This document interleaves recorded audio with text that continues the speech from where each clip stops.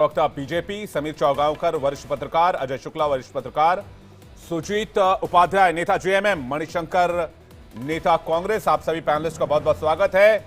रजनीश सिन्हा हमारे साथ बिहार झारखंड से जुड़ रहे हैं। सबसे पहले रजनीश का रुख कर लेते हैं। रजनीश, बम्पर वोटिंग अभी तक 3 बजे तक 59% मतदान, तो ऐसा लगता है 6 बजते बजे तक यह मामला लगभग 70 के आसपास 70% के आसपास पहुंचना चाहिए।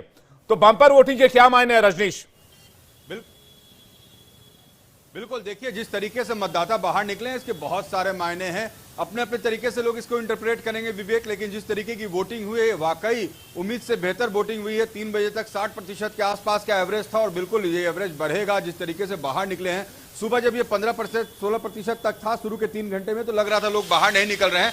सबसे बड़ी बात विवेक यह है कि ग्रामीण क्षेत्रों में लोग ज्यादा बाहर निकले और महिलाएं बहुत बढ़ चढ़ कर वोट करने निकली हैं। ये बहुत अच्छे संकेत है लोकतंत्र के लिए। लोकतंत्र के महापर्व में जिस तरीके से लोगों ने शिरकत किया है इस पर्व में, ये बताता है कि लोगों में जागरूकता बहुत ज्यादा है। और झारखंड में जिस तरीके से भूमि, रोटी, बेटी का मुद्दा उठकर आया है, तो लोगों ने इन तमाम मुद्दों को लेकर वोट किया है। कौन किसके पक्ष में वोट किया है तो 23 नवंबर को पता चलेगा विवेक, लेकिन लोग जिस तरीके से बाहर निकले हैं ये बहुत अच्छे संकेत है। और 20 तारीख को जब दूसरे चरण का चुनाव झारखंड में होगा तो उम्मीद है कि इससे ही बेहतर परिणाम होंगे। जी, एक बड़ी दिलचस्प बात मैं आपको बताऊं और पैनलिस्ट को भी बताऊं।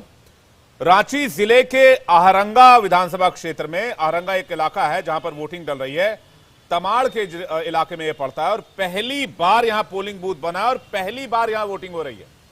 आजादी के बाद रजनीश पहली बार वोटिंग हो रही है। नक्सल प्रभावित इलाका है, लोग यहां वोट नहीं डालते थे नक्सलियों के डर से। तो ये अचीवमेंट किसके लिए है? सेंट्रल गवर्नमेंट के लिए, किसके लिए रजनीश?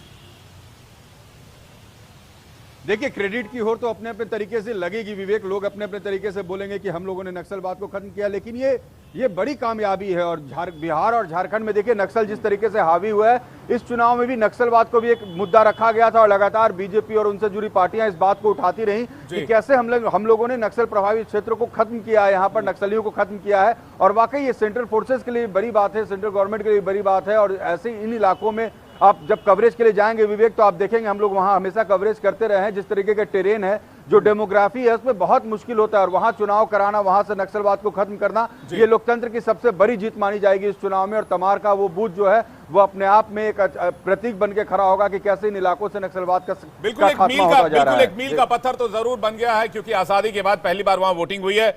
रजनीश, आगे वोटिंग अपडेट के लिए आपसे जुड़ेंगे। फिलहाल आपका बहुत बहुत धन्यवाद। सुजीत उपाध्याय का रुख करते हैं जो हमारे साथ जुड़े हुए हैं, नेता है जेएमएम के। सुजीत उपाध्याय जी, 3 बजे तक 59% मतदान, बदलाव के लिए वोट हो रहा है या आपके सपोर्ट के लिए वोट हो रहा है?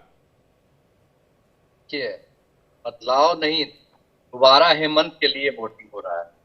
और क्योंकि माननीय मुख्यमंत्री जी और महागठबंधन की सरकार ने जन जन के लिए कार्य किया, गरीब गुरबा के लिए कार्य किया, तो अभी दोबारा सरकार हम लोग का बन रहा है और बहुत ही ज्यादा खुशी का ला रहा है। फर्स्ट फेज में कहीं वोटिंग में साफ दिख रहा है कि हम लोग फर्स्ट में ही पूर्ण बहुमत के करीब पहुंचने जा रहे हैं। तो बीजेपी वाले तो फोटो खींच के डाल रहे हैं कि भाई जेएमएम के जो कार्यकर्ता वोटिंग लिस्ट लेकर बैठे हैं वो खाली बैठे हुए, उनके पास तो कोई जा ही नहीं रहा। ये तो बीजेपी के ऑफिशियल सोशल मीडिया पर ऐसे ट्वीट्स और फोटोज डाले जा रहे हैं। सुजीत जी, 10-10 करोड़ रुपया सिर्फ सोशल मीडिया पे के लिए ही खर्चा किया जा रहा है। एक्चुअल धरातल पे, धरती पे जाइएगा तब पता चलेगा कि एक्चुअल क्या हो रहा है। अगर आप लोग तो मीडिया वाले हैं, आप मीडिया के माध्यम से आपको खुद ही पता चल गया हो कि आज का क्या कंडीशन है और आने वाला कंडीशन क्या है। वापस से माननीय मुख्यमंत्री हेमंत सोरेन जी बन रहे हैं और सरकार इंडिया गठबंधन का बन रहा है।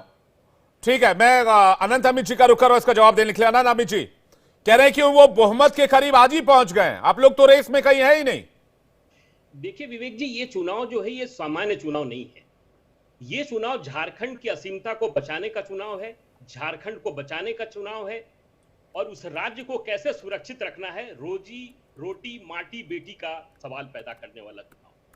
विगत 5 वर्षों में हेमंत सोरेन जी की सरकार ने जिस तरीके से 3.5 करोड़ जनता को निराश किया है और राज्य में सिर्फ लूट और खसूट और दलालों की जो सरकार चलती रही है, इससे जो जनता तंग आ चुकी है। अभी जैसा कि आपने दिखाया कि 3 बजे तक लगभग 60% मतदान हुए हैं और हमें पूर्ण विश्वास है कि अब जो आंकड़ा आएगा वो 70 के पार होगा।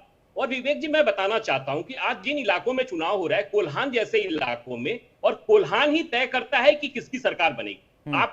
आपको पता होगा कि 2019 के चुनाव में कोल्हान में हमें 0 सीटें मिली थी, और मैं लगातार क्षेत्र में हम लोग घूमते रहे हैं, और क्षेत्र के वासी होने की वजह से मैं झारखंड से ही आता हूं, इसलिए मुझे पूर्ण विश्वास है कि कोल्हान के जो आज तमाम विधानसभा क्षेत्रों में चुनाव हो रहे हैं, लगभग 20 सीटें जो है वो आदिवासी सुरक्षित सीट है, जो जैसा कि आपने चर्चा किया।